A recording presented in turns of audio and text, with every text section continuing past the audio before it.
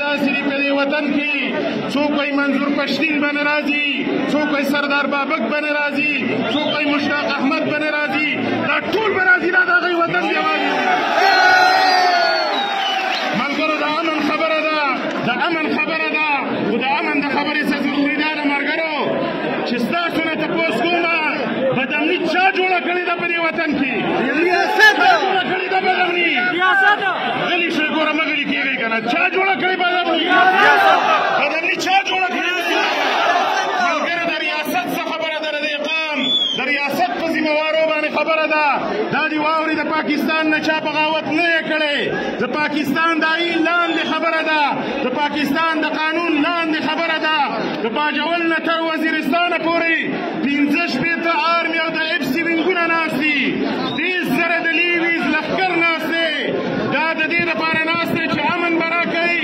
د دې ناکامي چې راځي دا واورئ لوز جنالو دا آخري پاڅون نه دی. بیا به راوځو انشاءالله د دې خاورې ملګرو ډېره مننه کوو ستاسو، سلام پیش کوو ستاسو دې جذبې ته. خو قامي مسله د امن ده. په هر منبر باندې م غږ کوو MLA امتیاز چې څنګ دی سرباز پرون د پاکستان د ریاست په وړاندې ستاسو په نن ترجماني کړې ده. د دې وطن هر منبر زموږ ورور دی، که په هر سیاسي ګوند کې دی، خو د دې خاورې حق دې ادا کړي. هر مکتبه فکر ځوان چې راغلی نو واورئ ملګرو، دوه غوښتنې دي په دې پاڅون کې. یو د امن غوښتنه ده، د امن سره ژوند غوښتنه ده، د پرمختګ غوښتنه ده. د ناوپاس د لیټۍ د ګاغي کنډو د ګګې کنډو په دې نامې 20 کاله بند کوی امن نشته. لارې دې بندې کړي ولې دې امن نه رانوستو؟ ناکامې په دې کې دا د ریاست ناکامي ده. موږ دا غواړو ملګرو، موږ دا غواړو 1200 کیلومتره په ډیورنډ کرښه باندې ځان کارونه راخپل شوي دي. 1200 پوځي قلاګانې پرې جوړې دي، خو بیا هم دوی په امن کې ناکام دي ځکه چې د پاکستان داخله او خارجه پالیسۍ دا د پارلمان کار دی، د پینډۍ د جرنیلانو کار نه دی چې دا پالیسۍ وي جوړي. ملګرو واک دې پرېږدي پارلمان ته، سیاست دې پرېږدي پارلمان ته. څوک هم دا واورئ د پښتنو دا قامي غږونه ډېر پرامن دي. دا غږ دې واورېدلی شي. د دې پاڅون د بندیز خبره هم شوې وه. موږ د هغه قوتونو نه دا تپوس کوو چې د ټوپک سړی خو دې منې نه کړو، خو چې د امن پاڅون سړی کوي وایي زه نه یم ذمهوار، ته ذمهوار یې، ستا نه به تپوس کوو. ملګرو آخري خبره در ادا کوم. ډېر مسایل شته پر دې خاوره، ډېر مشکلات شته پر دې خاوره باندې. ګورې د باجوړ نه تر وزیرستانه پورې مارشالله نافظ د مارشالله ایکشنري اف سیول پاور ریګولیشن موږ غږ کوو په صوبایي او مرکزي حکومتونو چې دا پښتونخوا ولې لا قانونیت ته حواله ده. سیویلي ادارې دلته ولې نه محفوظ کولی شي؟ د DC په ځای د DPO په ځای باندې دلته د کرنیلانو څه اختیار ورسره دی. کرنیل کار وپېژني، جرنیل دې د آیین لاندې خپل کردار وپېژني، په هغه چوکاټ کې دې اوسېږي. موږ د امن غوښتنه کوو ملګرو، خو غوښتنه دا ده چې 200 روپۍ په دې وفاقي بجټ کې دي. موږ تپوس دا کوو چې دا 200 روپۍ د څه لپاره علي چې امن نشي راوستی په دې خاوره باندې.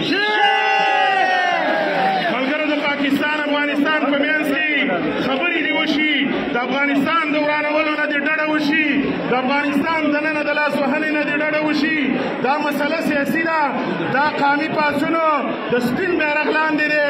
خو دا یاد لرئ ګورئ دا سیاسي پاڅون دی، دا قامي پاڅون دی. مسله په دې خاوره باندې سیاسي ده. د پاکستان په واکدارانو باندې غږ کوو چې علامه اقبال ته قومي شاعر واوئ، خو د علامه اقبال هم نه منئ. د علامه اقبال خیرو والي وایي ځکه که نه بنګال مات شوی دی.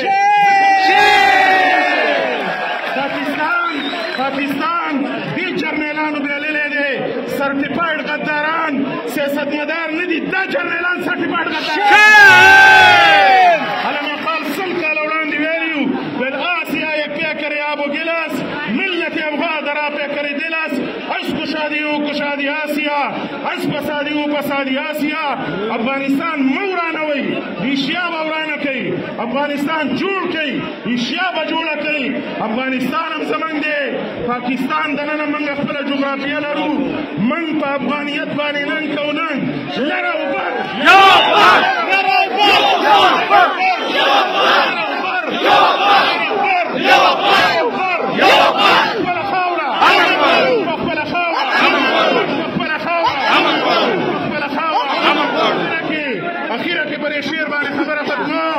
په پنجاب کې امن دی، په پښتونخوا کې ولې امن نشته؟